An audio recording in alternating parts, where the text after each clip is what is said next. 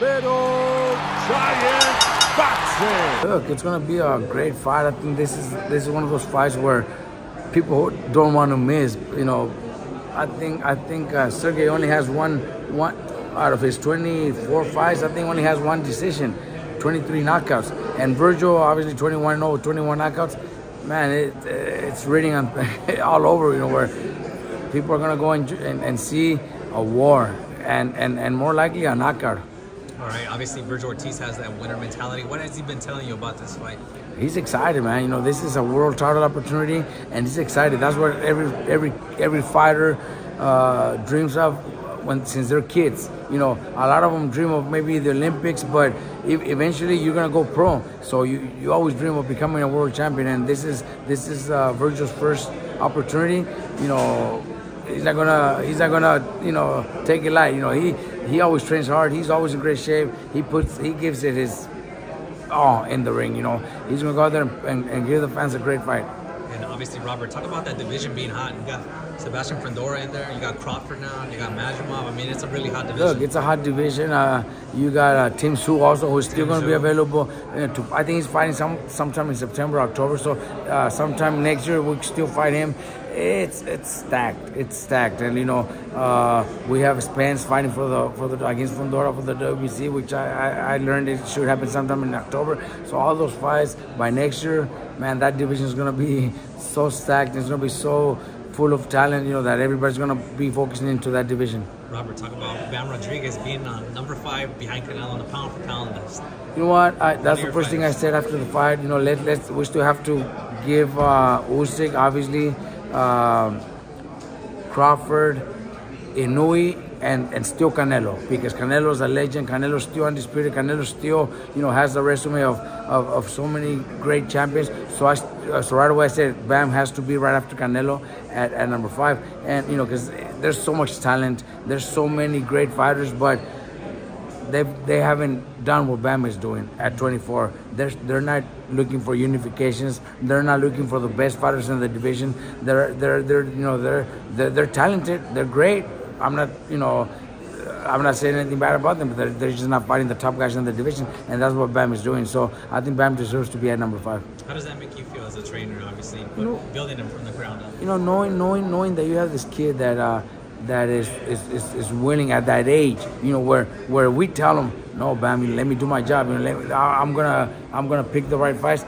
He says no. You know, he told us if it's not against Gallo, I'm not gonna fight. I don't want to fight until end of the year because I want to enjoy my newborn daughter. You know, that's what he told me. If it's not Gallo, I'm not gonna fight. So you know, Matchroom they went to work. They put their team to work, and they made it happen. But yeah, if not, he didn't want to fight. Those are the fights he wants. You know, after this, you know, we obviously have a rematch, so we have to go through the rematch. But so that's happening for sure.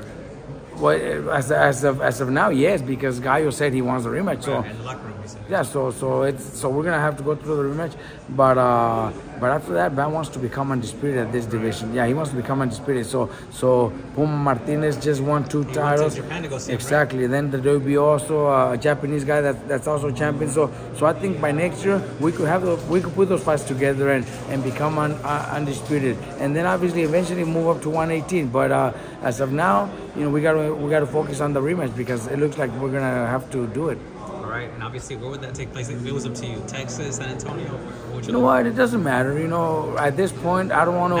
Now, Bam is the A side. Well, yeah, Bam will be the champion defense. So I don't know what Matchroom wants to do. You know, it's also not easy to fight in your hometown because you know, going to your hometown, there's so many distractions, especially after somebody you already knocked out.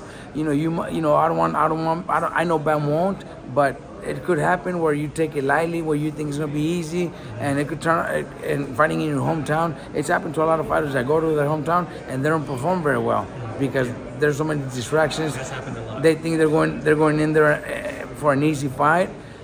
So it's kind of something that I might try to maybe back in Arizona, maybe California. I think Bam needs to fight in Southern California, somewhere like in LA. I I think Bam needs to fight in LA, and I wouldn't mind doing it in LA. That would be really nice, honestly. And fans would show up. Oh yeah, because Gallo still has a lot of fans, and there's nothing but Mexicans here in Southern California.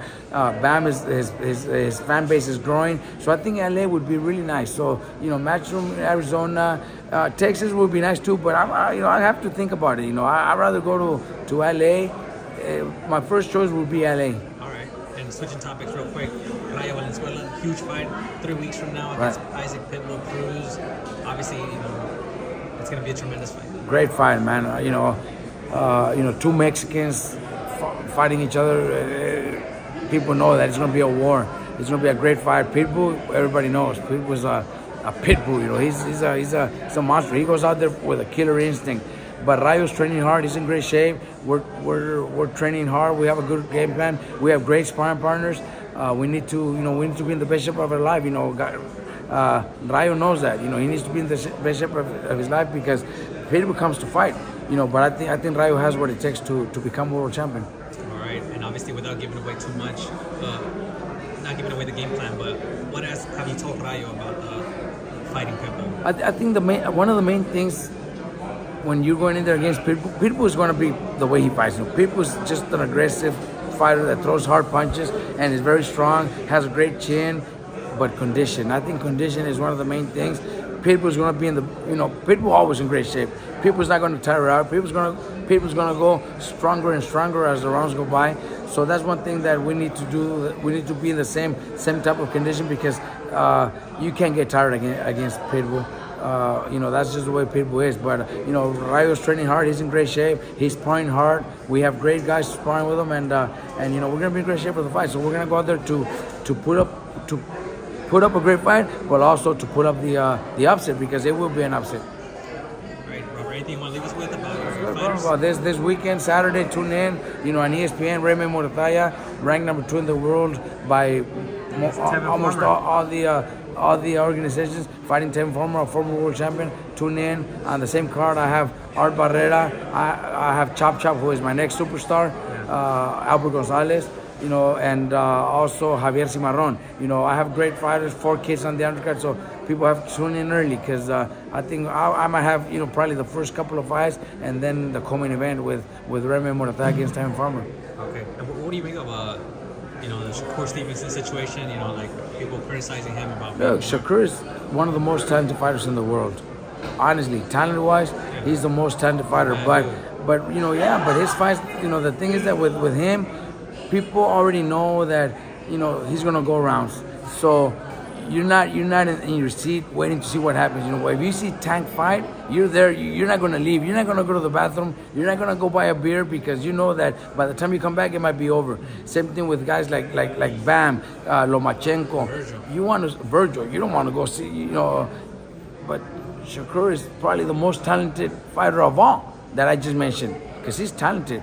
But that style that he has is very effective for him, but it's not something that the crowd loves, the people enjoy. Some people leave, some people will go to the bathroom, come back, and the fight's still on. So that's the difference. But talent-wise, he's one of the most talented fighters in the world, not just in that division, in the world. Let's see what he wants to do next. We're number 2 there, to fight him, with Raymond. So if he's up for the opportunity, I would love that opportunity. But we also have other champions that we're looking into. I think Raymond's number 2 in most of the organizations. So whoever gives us the opportunity, Raymond is ready to fight him, and Camarón Cepeda is number 1 in all of them. So I'm pretty sure Camarón feels the same way. Camarón Cepeda is there, so we're just waiting for those opportunities. If Camarón takes the WBC, IBF, whichever one, then we go for the other one because we want that opportunity too. So I know the champions are also looking for big fights. Shakur's looking for the big fights. So I don't know if he'll give us the opportunity or give Camarón the opportunity. But if not, we'll wait for our time. That's just a matter of time.